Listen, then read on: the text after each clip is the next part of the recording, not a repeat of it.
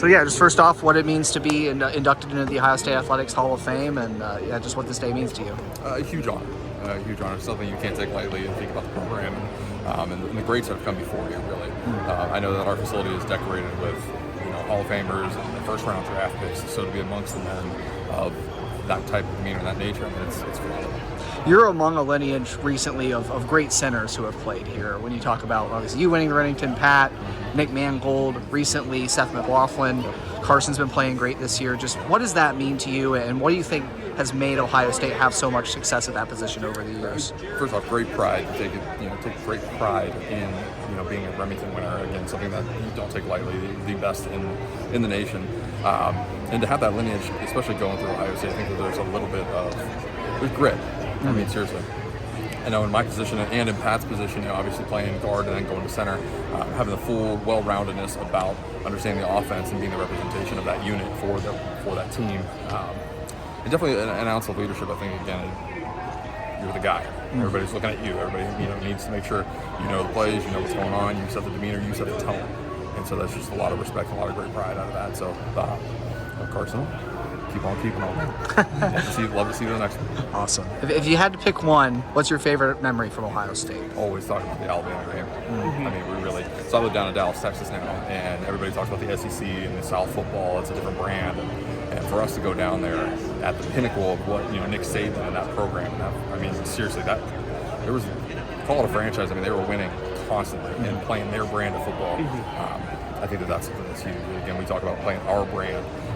Good teams play their brand of football when it comes down to time, and they control the line of scrimmage, make good decisions, and that was check mark in all of those. Definitely a statement game, and I'm again, talk to anybody, that's top two game. And awesome. Then the following game, you bring Ohio State a national championship. What does that mean for you to bring, not only your home state, but your also school to a national title? Oh yeah, to be the first too at that. I mean, I think that's pretty special. Again, that brand of football was different at that time. And we ran downhill. We controlled the line of scrimmage. Guys, we had some freak athletes on these teams. So super special. Again, I show my neighbors and stuff the rings all the time. People are, hey, I heard you got one of them rings. Let me see one. Absolutely. But again, it's pretty special. So we're happy. So yeah, you had a pretty scary situation last year with the pulmonary embolism. What was that experience, and what was that experience like? Yeah.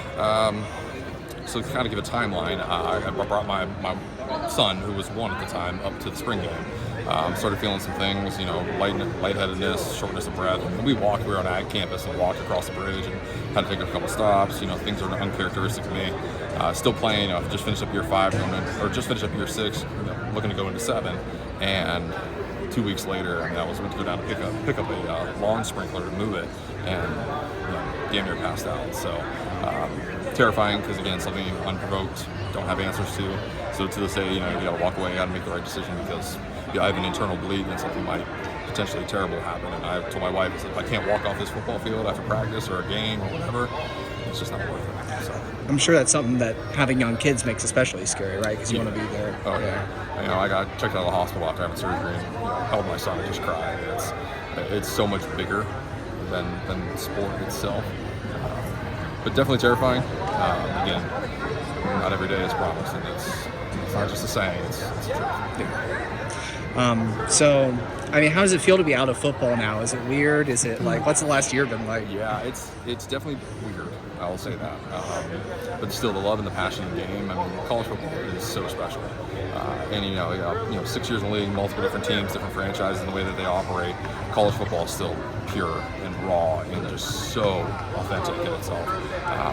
Definitely miss it. Definitely miss being around the guys, especially any opportunity I have in local high schools where I'm down. If I can help, I always go over there, help show the guys something, a thing or two if I can. Just to be around the game is something too. It keeps people in check. You see a lot of these athletes, especially the mental side of things go, and sport keeps us sane. How do you feel that you embody being a Buckeye even years after playing at the school?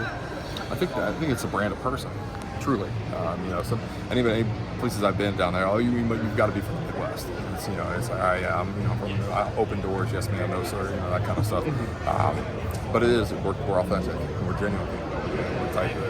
something happens, you call us, we pick up, we come help your neighbor.